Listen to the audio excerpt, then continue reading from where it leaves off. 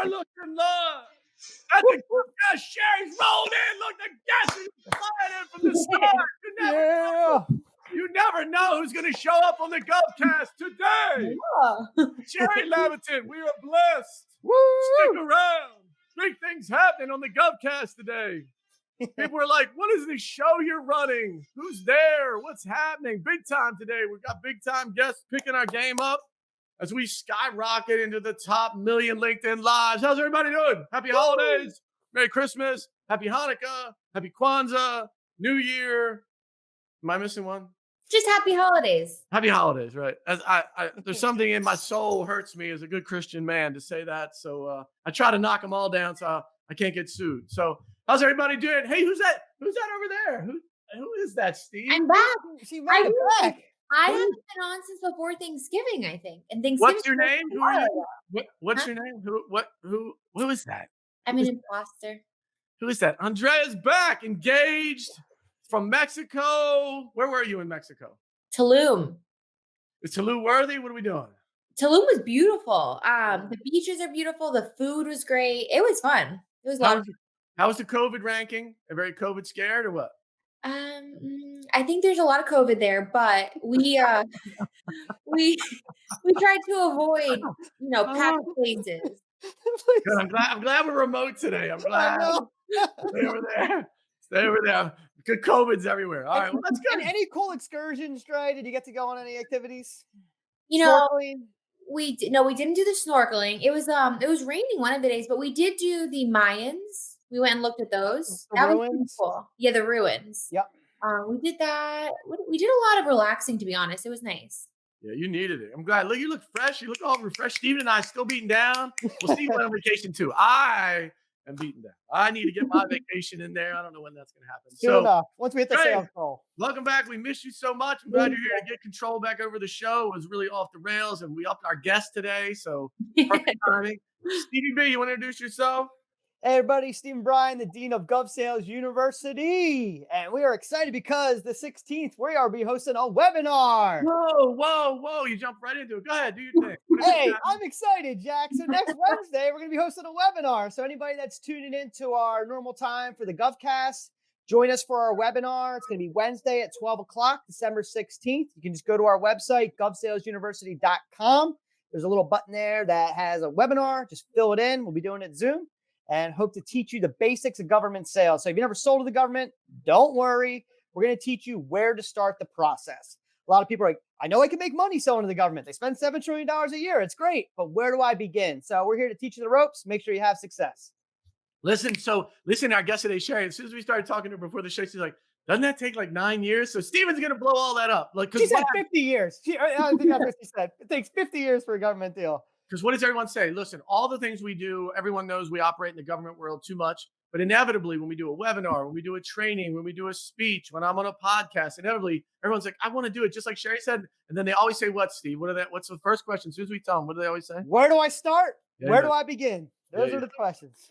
Yeah, so that's what the webinar is. I didn't realize it was next week. So next Wednesday won't be a live GovCast. We're going to do a webinar. Just sign up. The link is below. Can you scroll that again? The link's below. Listen, we're not going to try to fill a whole hour of bullcrap, right? We just want to give you out of the gate as you're starting your 2021 plan. What are some things you can do? The government, as you've heard us say before, is going to be one of the few entities spending more money next year. How many private industries will be spending more money next year? It's crazy.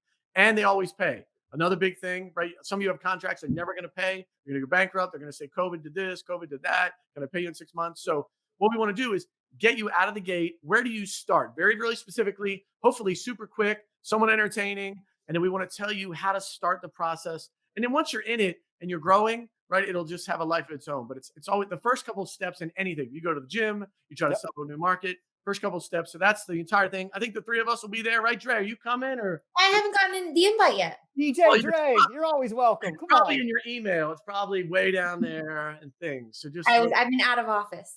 That's it. So it's in there somewhere. So cool. So next Wednesday, that's what we'll be doing. But today's one of those special days because part of the GovCast, one of the things I love, every once in a while we'll have like an athlete, a football player. I love football. Ravens won last night. Thank God. So today we have one of the folks I've been following on LinkedIn really since I started, and it's been amazing. She is one of the LinkedIn influencers. We're so blessed today to have Shari Levitin with us. So Shari, thank you for joining us today, CEO of the Levitin Group. How you doing? I'm awesome. I'm just trying to decide if I'd rather go to Tulum or watch your webinar. Definitely go to Tulum. I Definitely. can't decide. Choice. How can one decide, really? Go to Tulum. Go to Tulum. How about both? How about You know? both? I Go could go to to Tulum and Tulum, go watch to the webinar. webinar, and go to your webcast. Watch. Go to Tulum and Best of watch both from worlds. That'd be great. Look, you're in Tulum and somebody said, "Do you want a pina colada?" Yes, but I'm watching the GovCast for an hour. So can you come back? Yeah, that'd be perfect. Maybe I could learn to sell to the Mexican government. Now that would really be interesting. Whoa, Sounds a little challenging. that's a whole new vertical for us right there. Look, we There you have go. There you go. look, we'll set up an affiliate share. You can have the Mexican territory. It's all Yeah. yours. We haven't gotten that part done. So I think most of you probably already know Shari. She, again, if you're on LinkedIn at all, if you're in the world of sales, you've seen her. Amazing. Love her stuff, her energy and her stuff. But Shari, for the two people that don't know you, can you tell them a little bit about your background and what you do? I don't want to lose your rankings, though. You're in the top million. I know it's a lot of pressure. There's a lot of pressure on me here. I got to tell you. When we started this a year ago, anybody could come on. It was a thing. We didn't care. Now, we got there's a standard. You see the graphics we got popping off. The bar is very high right now. It's very high. So let's not mess it up today. All right. So what do you want to know? What do you had a question? Yeah. Like tell the two people that don't know you. Why don't you give them just a little? Let's just before you tell them how to do great things, let's at least tell them how you learned it yourself and what's your background a little bit. Oh, well, I started selling when I was 5. I was the kid that did the magic shows and sold the tickets around the corner to everybody. That's really hard to believe. It's hard to Really. No, I actually got in sales when I was 22. I had majored in college in partying and skiing, did really well in both. Kind of took that proverbial year off, got into sales by accident. But seriously, one time we were all sitting around. I started in B2C. I was selling with Marriott. So I was in the hospitality space, and we were all sitting around talking about what we'd do if we won the $32 million lottery or something. And Lisa Landon, who's really fancy, not like this, really fancy, was saying, "Oh, if I won the lottery, I'd get this gorgeous home in New York on the Upper East Side. I'd shop in Paris." And then this other guy, Mark, says, "Oh, not me. I'd start an outdoor adventure company, and I'd, take people on expeditions, and I'd have llamas." So then everybody looks at me. I said, "I'd start a training company, and I'd help people sell more authentically, and I'd bring in guest speakers, and I'd, create this synergy with sales teams." And they all sort of looked at me and went, "You're thick." But Peter Williams put his arm around me and said, "You don't have to win the lottery. You can do this."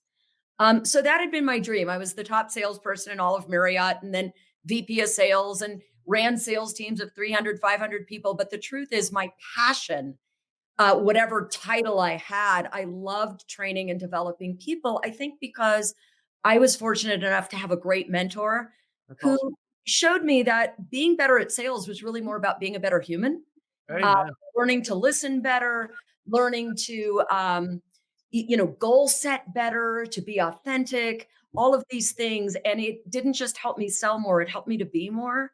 And I thought, wow, if I could help other people transform, this is really what life's all about. So, so there you have it. That is incredible. I love that. I think it's interesting. I think when I meet sales folks or wannabe sales folks, it has such a stigma. We all know, right? From the car dealer. What time is it there? What are you drinking? Oh, I'm jealous. Is it Get the Pellegrino. She's in Utah. Oh, okay. All right. She's in Utah. They don't let us drink anything but Pellegrino here. Listen, because Dre is our resident stir of the pot. Well, we've all kind of, so you never know what Dre's going to be drinking. So, all right. Celsius, I think. They don't even drink for real though on here. I'll rewind it. But I think when folks you don't know about that one. Folks it's such a bad stigma, right? Sales gets such a the car salesman person. It's horrible. But I love when I watch this stuff, I'm so drawn to it because I agree with that. And we try to do that with our staff. It's like, hey, sales is the end thing. It might be a work thing, but really it's about developing professional, personally, right? And trying to be the best you can be and being great, as a person. And that will then roll into all your sales and what you're doing. So when you go, can you talk a little bit about what, like some of the, what is your going in when you start talking to either a company or an individual? How do you start to assess that? How do you, it's hard to say to somebody, hey, just met you, here's how to change your life. Like, so how does that work from your end? Like, where do you start? You know what I mean? Like when you start the process, how's that happen? Well, interestingly, where I was just saying this to somebody yesterday, 80% of all of our revenue right now comes from LinkedIn and it's inbound, which is really nice. And I think sellers and companies need to understand that there is so much noise out there and there's so much competition. And I heard Sally Hogshead say once, you don't have to be better, but you do have to be different, right? Yeah. You have Amen. because there's so much noise out there. And actually, my story of really building my LinkedIn following is a little bit of an embarrassing one. I live in Park City, Utah. I love to hike. I hike or ski or run every day. To me, it keeps me calm. Amen. But one day I was hiking up a hill, and I'm talking to one of my associates, my VP of sales, and he's quite a bit younger than me. He's a young millennial. And he said, Shari, I got to tell you, you got to stop with these canned videos of you in your business suit in front of a bookshelf because you're not resonating with our generation. And I'm hiking up the hill and he's like, just be more authentic. He said, in fact, right now, why don't you do a LinkedIn video or a Facebook video? I said, I'm not doing that. I look a mess. I don't have any makeup. I'm sweaty. He goes, exactly. I dare you. I will dare you. Real. Right? So I thought, okay, fine, because he kind of ticked me off. I said, all right, I'm going to do this. So I record some video. It was like the 5 virtues of top sellers or whatever. And we got 12,000 views. Yeah. From this. And I looked like, right? Like I looked raunchy. But it occurred to me, wait a minute, I'm spending all this time prospecting, looking for leads. My team actually was doing a lot of that. And I thought, wow, this is really incredible. So we shifted right away and I started putting out a video every single Sunday on LinkedIn. And, it started to grow and grow. And then what I found was if you put out great content or in any situation, and for SDRs that are watching, whatever, the idea is that we want to give value today. You want to give value first without even asking for anything in return. So whether you send an article, whether you send a clip, whether you send a video, think value because you're asking somebody for their time. And that's a precious resource. Look, we can always make more money, but we can't always make more time. Amen. So I'm asking you for your time. I got to give you something of value in return. I think that's where a lot of sellers get it wrong.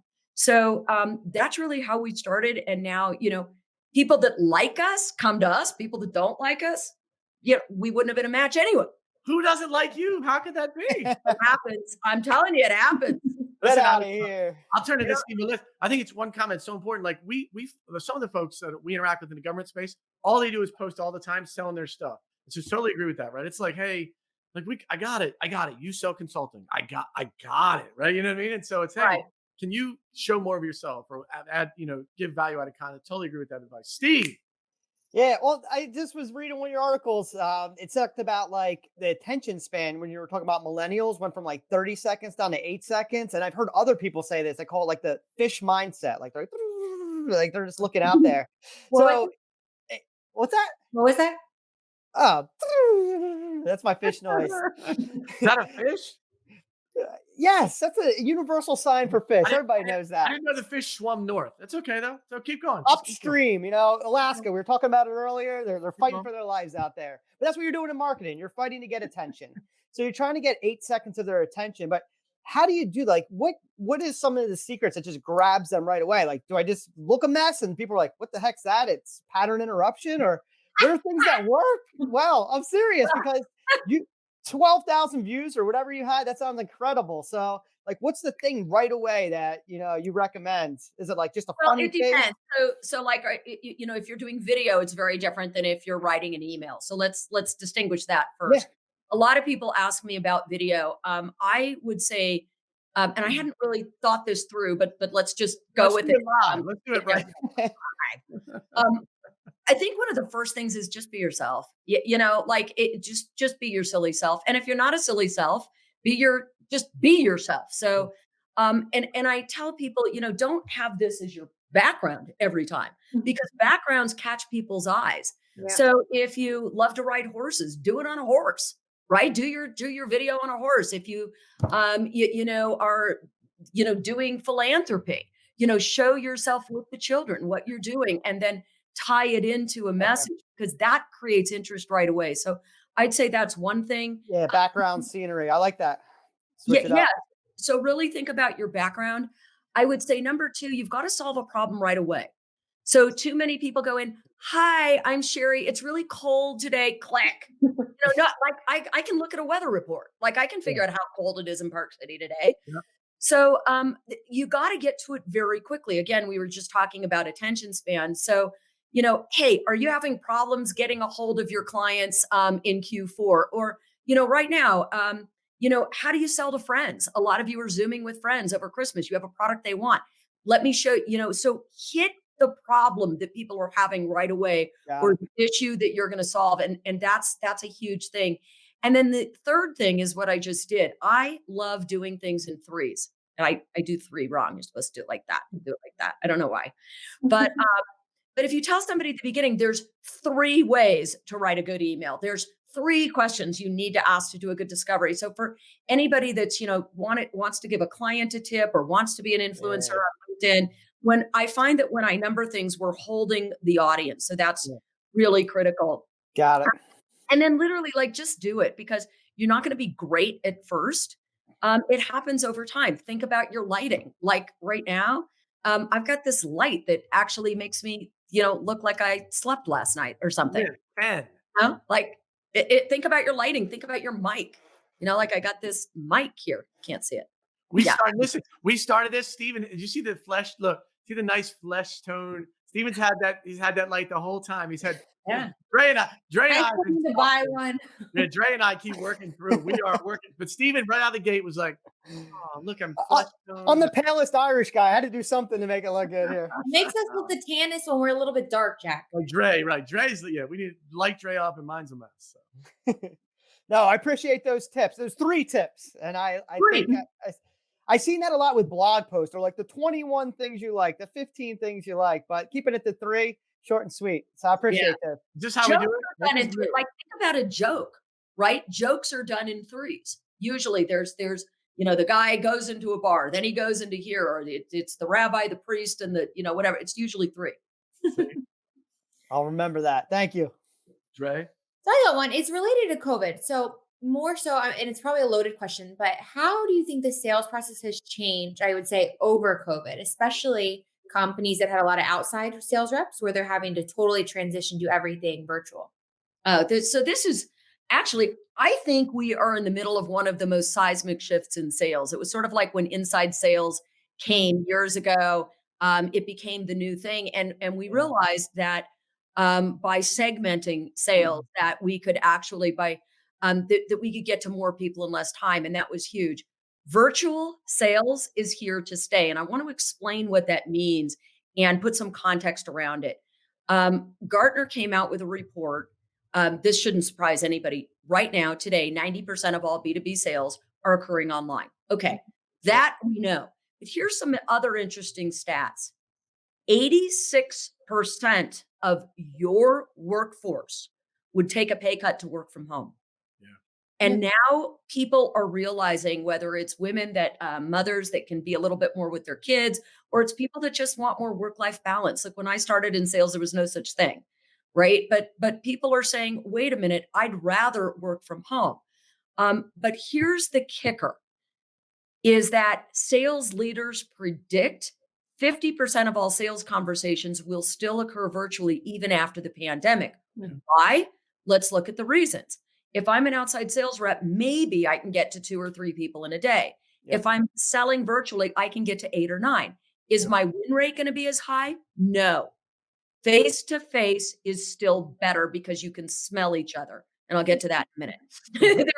No, really. I'll get to that in just a minute. But here's the thing that we have to realize is that you can get to more people. The companies are saving huge amounts of money with a virtual sales team. The results are in. If you've got the right hires, they can be even more productive at home. But I want to say that there's a big misconception about what virtual sales is. Mm. And even after the pandemic, it's a blend, right? I'll give you an example real quickly. I bought a car during the pandemic. I really did. But if you think about the process that I went through, right? I kind of knew what car I wanted. So, like every other customer today, I looked online. What kind of car? What kind of car? I can't tell you. Oh, SUV. It has to be a full. come on, It- now's not humble time. Come on. It's a Cayenne. It's a Porsche Cayenne. It's so cool. That's Yeah. beautiful. Nice. Yeah, That's all- I really wanted one, and, I live in the mountains, but anyway, I got to, try white and then red and then these tires and all of this, of course, and then somebody comes on chat, and they wanna talk. Well, pretty soon, I end up talking to the salesperson who understood that the first few steps of this process need to be virtual. Yeah. So what did he do? He gave me value. He started talking, sending me information and whatnot. But the clincher was he then took a video of the exact car and color I wanted coming off the trailer new and them taking the wrapper off. Right? Yeah. So now, and he's like, he Here's says, your car. you gotta just come into the lot with a mask and smell this. By the way, we got a pot of hot chili. Come on. So but again, all I'm saying is that the first few steps, that's virtual selling. Yeah. Selling by video, by email. He was sending me texts. So I think even after the pandemic, I don't think we need to get better at omni-channel everything. Amen. So there's so many parts to this. He pinged me on social media. He linked with me on LinkedIn, but sellers need to understand there's really 4 or 5 major differences to doing a virtual sales presentation. And I'm finding today, Jack, Steve, and Brains, that too many people today just think they're going to take what they did live and do it online, and that doesn't work. Amen. There's big differences that you have to understand. Shari, can you talk about that? I know one of the things you says be different. One of the things I talk about all the time, right? You can't stand out being like everyone else. It's a big thing, right? It's like, hey, how do you do it 180 degrees? And sometimes it works out and sometimes it doesn't. But being different gets everyone's attention, right? Whether it's a different Right. business card, a different sales pitch, just this, you know what I mean? Like, so can you share some of that as you talk about being different? What are some things as you taught to sales folks? I know you have this virtual class you're about to release. What are some things you share with folks? Hey, here's how to be different in this new world of sales as we go into 2021. Now, do you want me to talk about being different in general, or what are the differences of selling virtually? Either way, whatever you think, I want to hear both. Yeah. Let me start with the differences of selling virtually, because a lot of light bulbs go on for people. Mhm. I would say, and I sort of talked to you about smelling. So the first major difference in selling virtually, and again, a lot of account execs right now are selling completely on Zoom. And again, we will continue to. Yeah. Sometimes they can't come to your dealership, or you can't come, if you're B2B, to the actual office, or you can't visit them. The first thing is trust. So trust is very different online. And I'm not going to lie to you, it's harder. It's Yeah. harder to build trust online. So there's a couple of things you need to do. And one we call, you need to establish virtual presence. Mm. What does that mean? That means that people are making a snap decision about you by the way you look. So we touched on that just a little bit. So you've really got to think about, and I will tell you, the number one fear of sellers is, oh my God, how am I going to look on video? Right? So you need to plan that. You need to get to a place where you have few distractions. For goodness sakes, invest in an $80 LED light, right? Get your microphone right. Don't show people what your office really looks like, I mean, my office is, Whoa. but I got like a little spot here so that I actually look professional. Amen. Yep. But these things are really important. And the reason, so people are judging you and you're building trust by your virtual presence and your technical prowess. Yeah. If you are messing around with speakers and screen shares, you've got to practice, folks. This is one way you're building trust. But here is the biggest way. Have them turn on their camera and you turn on yours. when people get shy, you are 7 times more likely to close the sale if you can see each other. Yep. Remember that we're building rapport through body language and tech and tonality, and this is really critical. And to give you the study, there's a hormone called oxytocin, not to be confused with the drug OxyContin. Okay, that's not good. Oxytocin good, OxyContin bad. Okay, but oxytocin is it's called the trust hormone. Paul Zak called it the trust hormone, and it is released when we are together in the same room as we start building trust. And it actually causes people to be more compassionate, more empathetic, and spend more money. Hmm. So we don't get that right now. We're not getting an oxytocin squirt. In fact, researchers ingested customers with oxytocin in their nasal cavity. No, really. And they actually spent more money. Whoa, that right there. You could sell that thing right there. Right? What else? Yeah. Look, your COVID vaccine and your oxycodone. Oxytocin. There you But think about it. I figure if I can get somebody to put something up their nose, they already trust me, right? go. Amen. Amen. I mean, you know.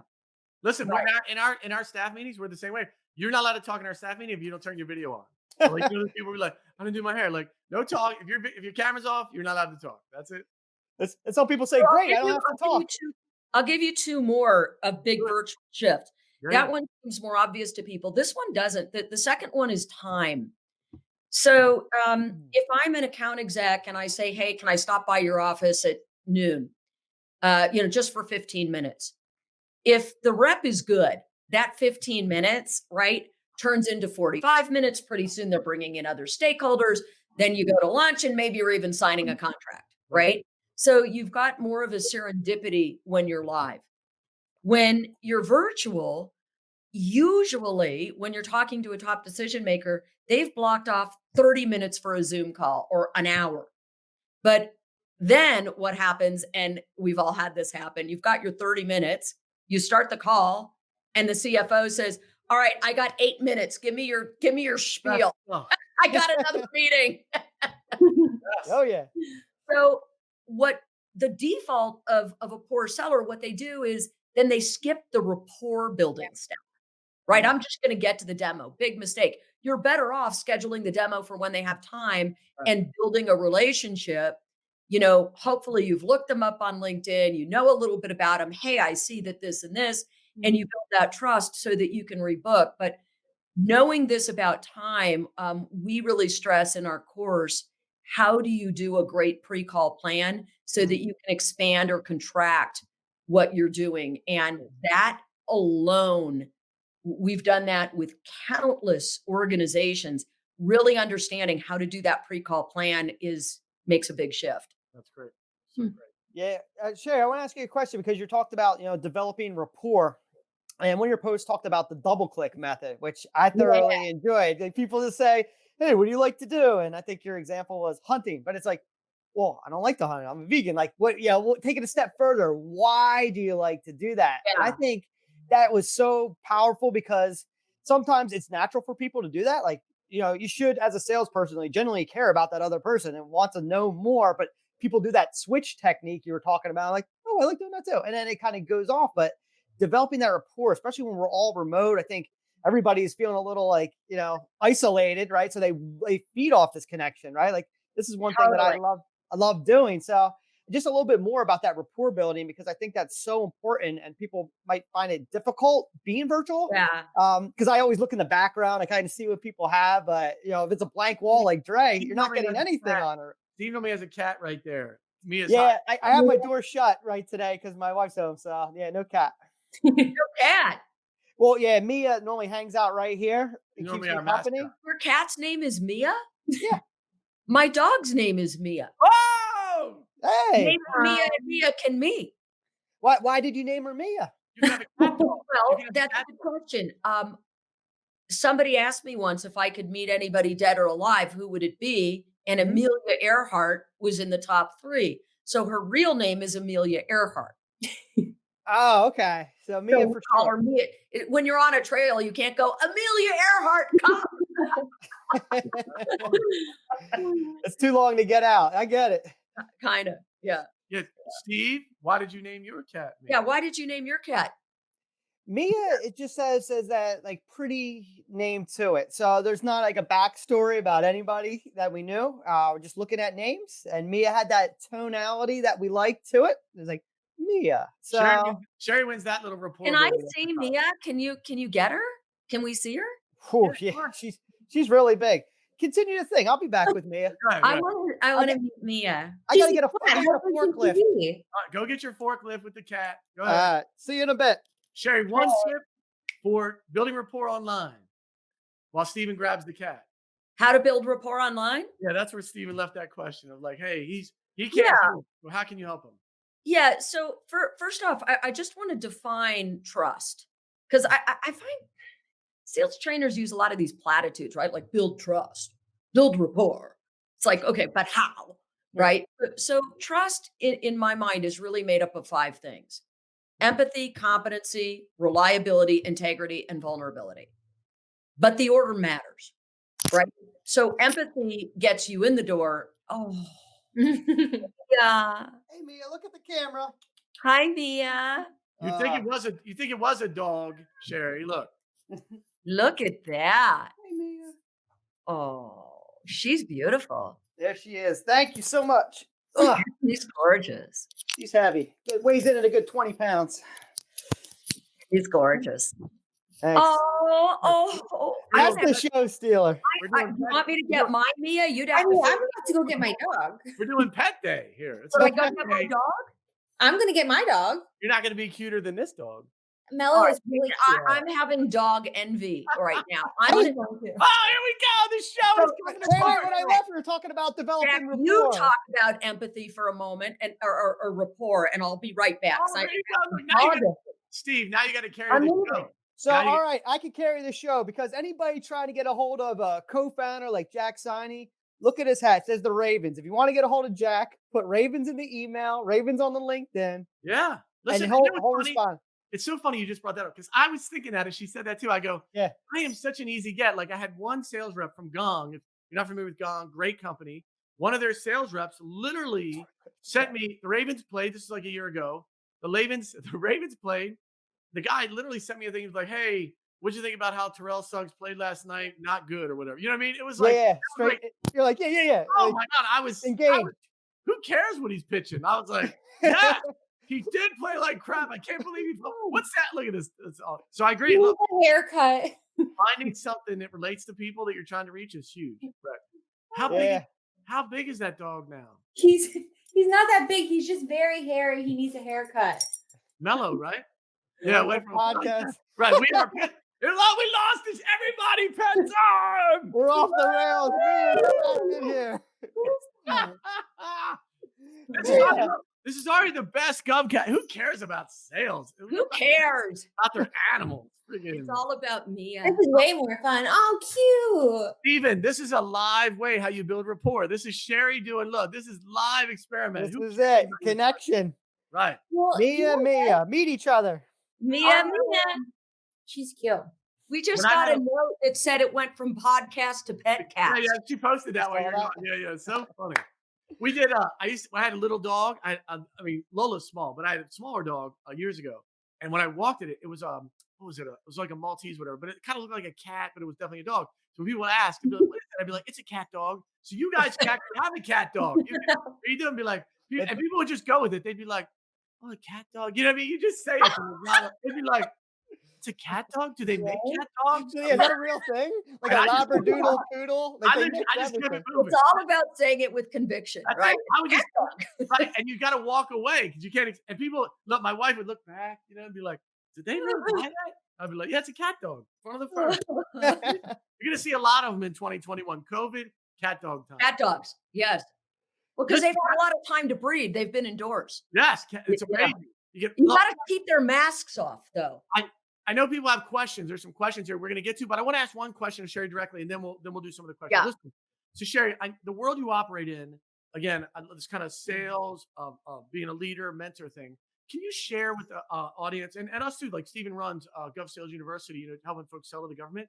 can you, as you think about your business, how do you look at, when you say some of those, like whoever, Gittimer or Cardone or, pick a person.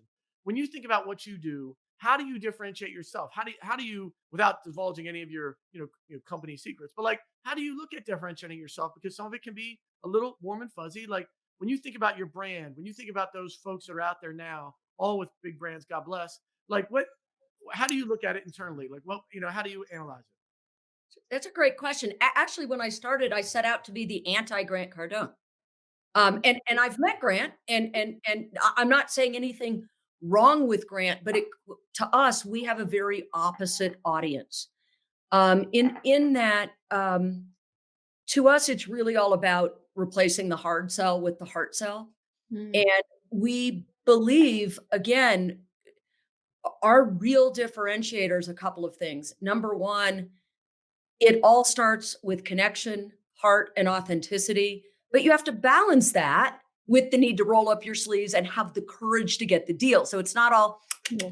la la la, because then people, if you teach sellers that, then they invite you to Thanksgiving dinner, but they never spend any money with you, right? Yeah. Yeah. I'll take So, your free so promise. that's been one differentiator.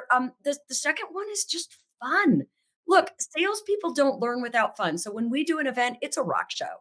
I mean, like we're doing now. We've got games and fun, and it's very, very interactive. We have killer music. We have all kinds of things that happen before the event, after the event, because at the end of the day, even the way the brain works, when we laugh and have fun, we learn more. It actually opens up the learning centers of our brain. So if you're just delivering, that's why a book, right, or just listening to something isn't going to have the same effect Mm. as being at an event where you're having fun and you're interacting, right? Unless, People unless it's Heart and Sell, that book I heard so good. That's something over your shoulder. That book is really engaging. Don't you think? There it is. Team GovCast with the graphic. There it is. Look. Oh, there it is. Look. Right on point. We're Nice. popping off. We're popping off today. Besides But that, I would say that the big thing is we really don't just focus on the training process. We focus on the learning process.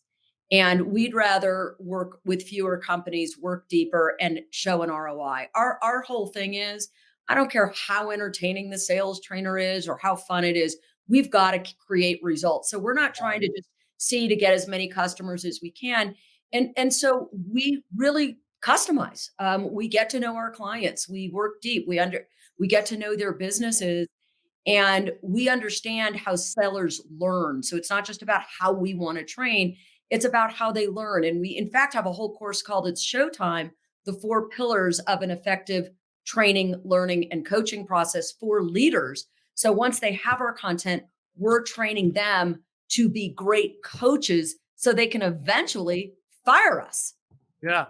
Right? Because if we're not transferring the competency to your team, you don't want to call the plumber every time you want to turn on the sink.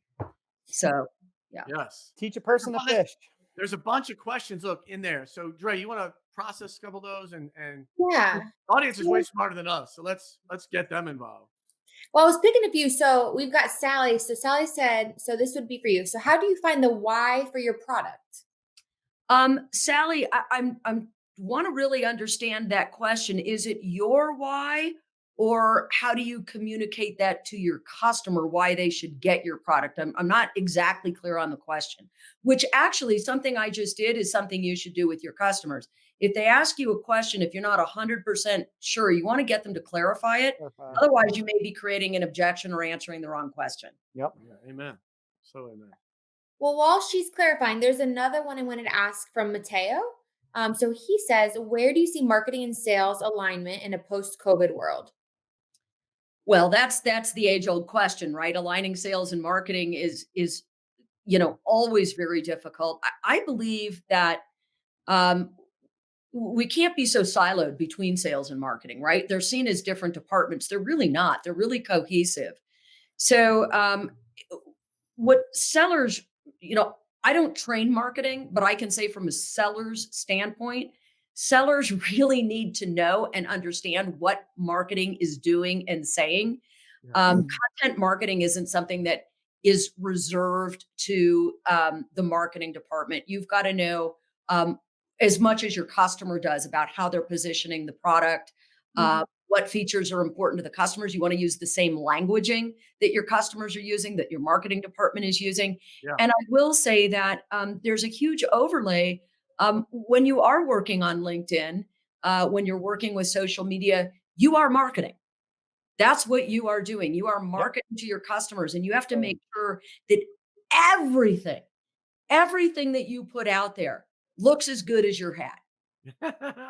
Right? I mean, look, it's Yeah. can't just wing out these automated, awful LinkedIn requests. I heard the term "show me you know me." You've got to personalize Yeah. your marketing and your communication. You got to show people you know them. You got to solve to involve. Yep. The modern seller needs to really engage in both sales and marketing.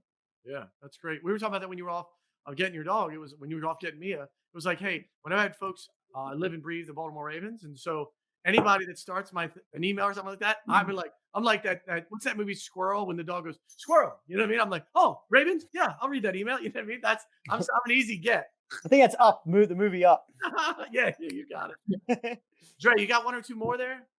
Yes. I've got two more. So Mateo said, "Do you have any advice for when reaching out to school districts?" Oh, I can take that one. Or you? Yeah. Go ahead. Go ahead. Yeah, that's actually in like the government wheelhouse. When it comes to school districts, I'm assuming K through 12, we've had a lot of success actually starting at the top, going to like the superintendent, because each school is individual and they have the principals and it funnels up to the top, and then just work your way down. And normally, if you can't get a hold of the superintendent, they'll have a business manager at the school and they'll steer you in the right direction. Just make sure your pitch is, on point. You have 30 seconds to actually explain your value, how you can help that school. And then you can set up the meeting through that business manager. But starting at the top, the superintendent is where I would go. And then let them funnel you down. Trying to get individual teachers and stuff, they're not going to have those buying decisions. They might be the end users who you want to have on your side. It's always good to have internal champions. But if you're trying to work your strategy, go to that top. Yeah, Mateo, reach out to us, and Steven or Andrea will connect with you and give you some specific. We'll actually, one of the unique things we do, we'll show you every school district that's buying whatever you sell, and we'll show you the top ones. We'll do that totally for free. So just ping us, and or they'll reach out to you, and we'll kind of close the loop on that one. Good? Wow, that's great. That's great. Sally, she did her other thing, right, Dre? Yeah, I wanted to ask. Yeah, so it says, what is the why of what you sell? The product is the what? Oh, I think what you're asking is it's sort of the difference between features and benefits. So again, the biggest mistake that salespeople make, perfect example. You go to get a massage. Okay. So let's say you're going there. If somebody starts telling you how it works, how long it is, what credit card you need to use, that's all about the product of the massage. Yeah. Okay. It's 90 minutes. You can have a male or a female. You can be in an outside room or an inside room. It's $10 extra if you would like oil. Whoa, that's cool. I'm glad you said oil. I'm glad you said oil. Yeah, I tell a story about this, about how I actually walked out of a place that did that. And then I go to another place and I said, can you tell me about your massages? And the woman says, tonight we have the water doll. It's about how you're going to feel. He has the magic hands. He put new energy into your soul. So the second one was selling the energy into my soul. Or stress. Like, look at the water industry. I mean, it doesn't tell you what's in the water. It's just smart water. Yeah. Shit, I need that. I got a big meeting. I ain't gonna do that. So you want to, Sally, write down in one column on the left, what is your product? What are all the features of your product? Whatever it is you're selling. But the more important column is the right-hand column. Why does the customer care? What problem are you solving for the customer? You do nothing else in sales. This is like the most important first thing you can do. Put yourself in the shoes of your customer. This is leading with empathy. And say, what problems will it solve for my customer? The second woman solved the problem that I was stressed. I needed to relax. Smart water. I'm not feeling as smart because I didn't sleep well last night, whatever. So think of your product in terms of that and you'll find your why. Amen. No, it's great. So we're running short on time a little bit. So Shari, at least one last one. So our audience, right? I think mostly sales folks. Look, the double It's wedding. the most important question. We'll send that. Look, watch online. There'll be a big wedding. We'll coordinate. Definitely Salt Lake. We're having it in Salt Lake. Salt Lake. Or if you want to come to Florida, depends what time of year it is. Sometime in Q1. Just watch out for details. Watch out. For Shari, can you? When you deal with sales folks in general, and I'd love for you to kind of talk about some of the resources you have for them. Any of the top things, tips, feedback for folks in that industry? You've had an amazing career. Your keynotes are amazing. Suggest folks reach out to her. It's amazing. If you have an event, Shari's the very best. So, when you talk to sales folks, what are you have a top 2 or 3 things? Hey, make sure you're doing this. Get out of the gate. We all hit a slump, right? How do you get them out of the slump? Any of your general 5-star things? I don't want to have you leave the show and be like, oh, we didn't talk about that. So anything that really you have on the tip of your tongue, you're like, these are my best things. Make sure people know. I want to put it in a little bit of a wrapper. There's a great book by David Brooks. He talks about character, and he distinguishes between resume virtues and eulogy virtues. Resume virtues are, of course, those things you put on your resume. Eulogy virtues are what people say about your character. Yeah. And too many salespeople are leading with resume virtues only. They'll call me and they'll go, okay, what's the 5-step approach to isolate an objection? What exact question? Give me the script. Yeah, amen. I hate that. The problem is if you're focusing on these external things, the scripts, the close, whatever, and you're not working on what's underneath it, the you underneath it, you're never going to be effective. So I'm going to say 3 things that you need to do for your character. And I wish I could tell you I had them licked. This is what life is, right? It's an ongoing process of getting better and better. Yeah. The first and foremost, particularly now during COVID, you need to have a growth mindset. Look, people throw that word around a lot. What does that mean? Carol Dweck, psychologist, divides people into 2 categories: people with a fixed mindset, people that say, I don't do good in technology. I'm not good with names. Yeah. I don't know how to do that. And people with a growth mindset that says, I'm going to learn it. You got to learn technology right now, folks. You got to learn how to handle your Zoom call. You got to learn how it integrates with your CRM, whatever it is. You've got to say, I don't know, but I'll find out. So have a growth mindset, learn it. You can't sit back. This isn't going to go away. Number 2, I would say, is really just confidence. I find so many sellers, they don't pick up the phone. They don't ask the tough questions because they just lack confidence. Look in the mirror. You're good enough. You're pretty enough. No, seriously. Action cures fear. You've got to just keep going. 10 years from now, you're not going to care who said no. You're not going to remember. Yeah. David Goggins, just get out and do it. Just go. Just get out and do it, man. Right now, today, if you take away nothing else, write down the 5 things that scare you most in sales and do them. Yeah. Email me. Tell me about your results. My biggest breakthroughs have been because I thought, what scares the crap out of me? Great. Now I got to do it. That's awesome. What's the third one, though? Growth mindset, confidence. What was the third?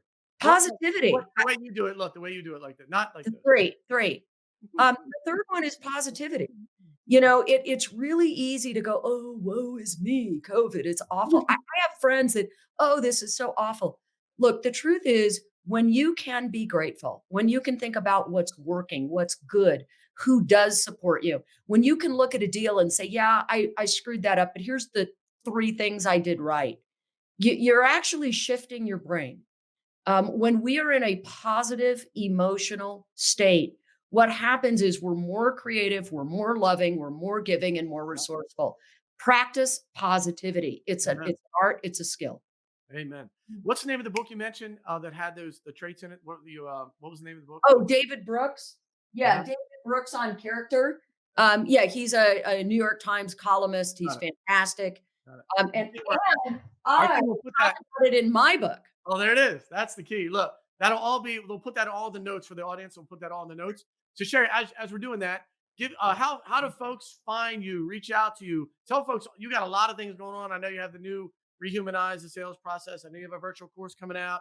You're a star on LinkedIn. Like, sell you, like, go ahead, do your thing. There's a lot of things you're helping folks with. Can you give I'd them love it if the- you connected with me on LinkedIn. We put out 2 or 3 free videos every single week into the sales community. Cool. Connect with me, send me a note. Don't try to sell me anything on LinkedIn right Mhm. away.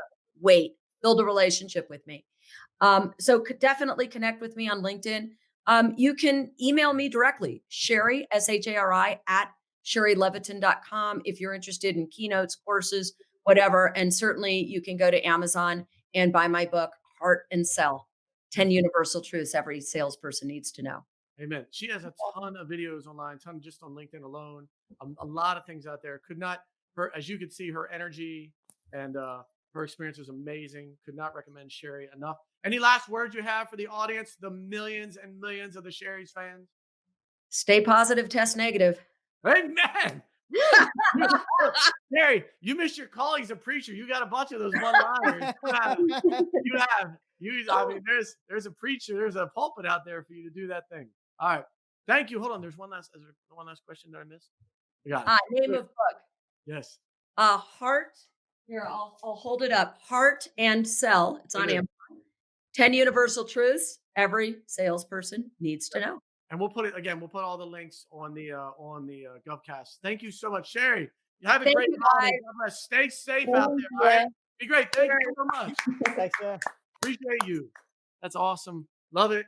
For those of you who stay, listen, Sherry's the best, right? So just encourage you.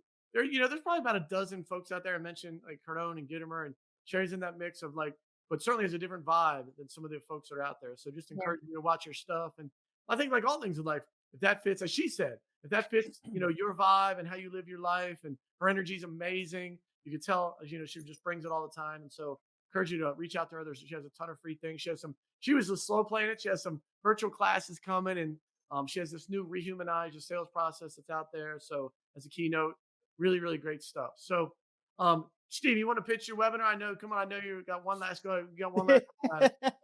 Sorry to jump the gun at the beginning of the show. Really excited. But yeah, next Wednesday, December 16th, 12 noon Eastern time. Oh, I got the close up. Do your thing. Here we go. Yeah, come join us. We're going to get right to business. No playing around. We're just going to teach you exactly what you need to know. This isn't like some crazy sales pitch that people think during webinars. We're going to have some free giveaways, though. And what we want to do is help you take those first steps. The government is the key to your sales in 2021. And we're going to show you the ropes, tell you step by step what you need to do. We're taking course content from GovSales University, and we're going to bring it to the webinar. So you're going to love it, and hope to see you there. You go on to our website, govsalesuniversity.com, just click the webinar button and fill out the Zoom stuff, and you'll get the alert notification. Painless, super painless. We'll add some levity to it, like the show. Dre, any last words? No, I'll be there. I do want to read that book that she was talking about, though. Yes. Isn't this better than being in Mexico on vacation? So It's a tall coin flip. it's hard. No, it's not. You should be there and watch the show. Did you watch the show when you were there? I didn't because I was flying. We are out. See you next week. Be at noon. God bless. Says goodbye. Yeah. Everybody, thank you for your time and energy. Have a great holiday. Stay positive, test negative. Amen. We out of here. We're going.